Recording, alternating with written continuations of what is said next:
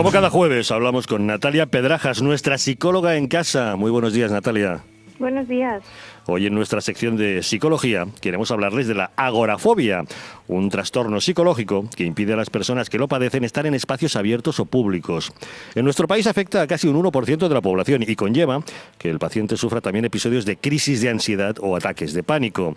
Este trastorno limita la vida de las personas, llegando a afectar a su día a día en los casos más graves, ya sea para ir a recoger a los niños al colegio, para salir a la compra o para quedar con los amigos.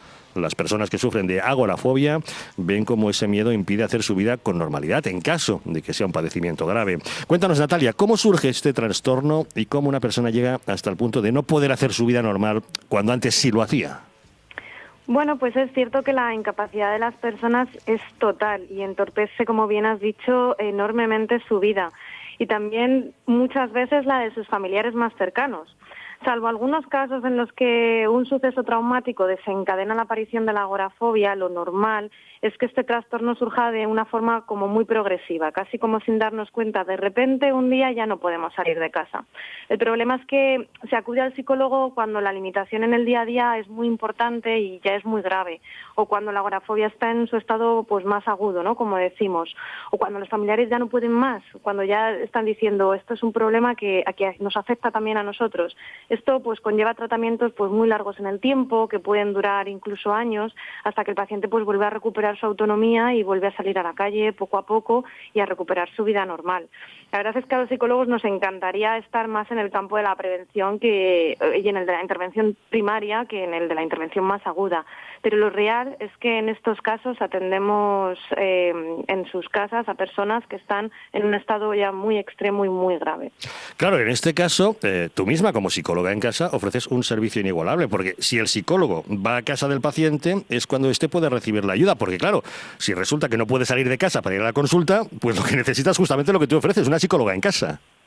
Efectivamente, estos pacientes están, como decíamos, en una fase ya muy grave y muy avanzada de la enfermedad y o nunca han ido al psicólogo o si se lo plantean, el simple hecho de salir de casa se lo impide. Precisamente esto hace que sea más preferible plantearse realizar una terapia en el propio domicilio, en el propio entorno. Es mejor programar terapias de manera gradual que llevar a cabo un tratamiento de choque, ¿no? Porque muchas veces se les pide a este paciente que salgan de casa simplemente para ir a la consulta y esto es muy chocante para ellos. Bueno, realmente el tratamiento a domicilio, el psicólogo debe preparar al paciente y, por tanto, bajar sus niveles de ansiedad, aproximándolo poco a poco al hecho de abrir la puerta, salir del pasillo, bajar las escaleras, estar en el jardín, andar 200 metros alejados de su casa. Esto es lo que llamamos una desensibilización sistemática. Poco a poco se expone a la persona a estímulos que le causan muchísima ansiedad, que anteriormente ya hacía, pero que ha perdido y ya no los hace, y claro, los puede superar con una ayuda. Precisamente por eso el psicólogo en el propio domicilio hace de esa ayuda más directa en los primeros momentos de la superación de esos hitos, ¿no? Como decíamos. Una ayuda, suponemos que larga. Cuéntanos, ¿cuánto suele durar este tipo de tratamientos? Lo principal es conseguir la reducción de la ansiedad ante estos estímulos ansiógenos, consiguiendo pues una superación de pequeños pasos hasta que el paciente consiga salir de su casa. Y a veces esto se produce antes a nivel mental que a nivel físico, es decir, hay que imaginarse salir de casa y que ese mismo pensamiento no nos cause ansiedad.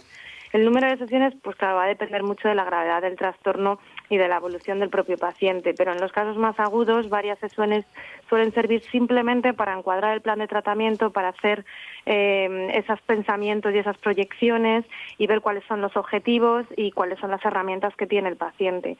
La fase de evaluación en estos pacientes y el diseño del plan de intervención es fundamental. Y si eso se hace en las primeras 4 o 5 sesiones, pues todavía nos queda un largo recorrido, aproximadamente pues entre 10 y 20, para que podamos empezar a plantearnos salir de casa. Pero bueno, la buena noticia es que se puede. Y una vez se ha conseguido, ¿cuáles son las medidas que se deben tomar? Bueno, pues una vez superado el trastorno y superado las problemáticas del día a día, donde el paciente realmente no puede hacer su vida normal y afecta también a las de sus familiares. Imagínate una persona adulta pues que tiene esposa y que tiene hijos y que no puede salir de casa, como la mujer tiene que hacerse cargo un poco de toda esa logística, ¿no? De ir a recoger a los niños, de ir a hacer la compra, de todas esas salidas fuera de casa que a lo mejor no pueden hacer con amigos. Pues esto causa pues muchísimo estrés también a nivel familiar. Entonces, claro, se tienen que desarrollar mecanismos de prevención para precisamente controlar que en el caso de que se vuelva a manifestar, podamos poner en práctica esas herramientas y, sobre todo, llamar al psicólogo nuevamente si efectivamente estamos viendo que vamos a caer en una recaída. La verdad es que, bueno, como se suele decir la gente que es fumadora, aunque dejes de fumar, sigues siendo fumador toda la vida, ¿no?